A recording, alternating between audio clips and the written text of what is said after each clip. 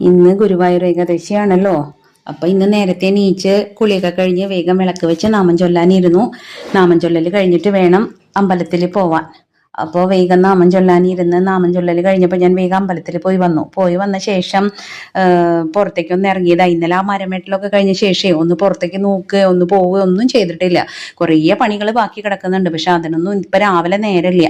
കുറേ കഴിഞ്ഞിട്ട് ചെയ്യാമെന്ന് വിചാരിച്ച് നോക്കുമ്പോൾ ഒരു ചട്ടി വീണ് കിടക്കണു. അതിലെ ചെടിയൊക്കെ താഴെ വീണിട്ട്. അപ്പോൾ അതിൽ മണ്ണൊക്കെ ഇട്ട് ഒന്ന് നേരെ വെച്ചു. അത് കഴിഞ്ഞപ്പോൾ നോക്കുമ്പോൾ ചെടികളിൽ ചില ഇലകളൊക്കെ കരിഞ്ഞ് നിൽക്കണു. അപ്പോൾ അതൊക്കെ ഒന്ന് വൃത്തിയാക്കി കുറച്ച് നേരം. അത് കഴിഞ്ഞപ്പോഴേക്കും സമയം 11 മണി കഴിഞ്ഞു. അപ്പോൾ വേഗം എന്ത് ചെയ്തു, അടുക്കളയിലേക്ക് ഓടി കയറി.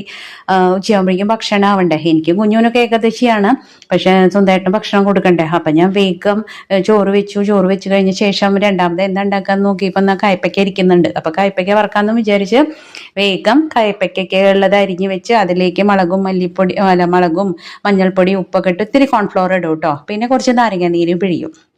എന്നിട്ട് അത് വേഗം വറക്കാൻ നിന്നു. അത് വറക്കണമെങ്കിലും ഞാൻ കുറച്ച് കരിവേപ്പില ഉണ്ടല്ലോ, എനിക്ക് എന്തായാലും ആ കരിവേപ്പില ഒന്ന് നുള്ളിയിടുന്നത് ഭയങ്കര ഇഷ്ടമാണ്. പിന്നെ അതുപോലെ തന്നെ ഈ ചീനച്ചട്ടി നിങ്ങൾ എല്ലാ വീഡിയോയിലും കാണുന്നുണ്ടാവും. അത് ഭയങ്കര ഇഷ്ടമുള്ള ചീനച്ചട്ടിയാണ്. അതിൽ വറുത്ത് കഴിഞ്ഞാൽ നല്ല ടേസ്റ്റുമാണ്. അതുപോലെ നമ്മൾ വിചാരിക്കുന്ന പോലെ ആയി കിട്ടും. ഇപ്പം മീനായാലും നല്ല വറുത്ത് നല്ല റോസ്റ്റായി കിട്ടും. കണ്ടോ, അപ്പം ആ കയ്പ്പയ്ക്ക വറുത്തൊന്ന് നോക്കി നോക്കൂ, നല്ല റോസ്റ്റായി നന്നായി കിട്ടിയിട്ടുണ്ട്.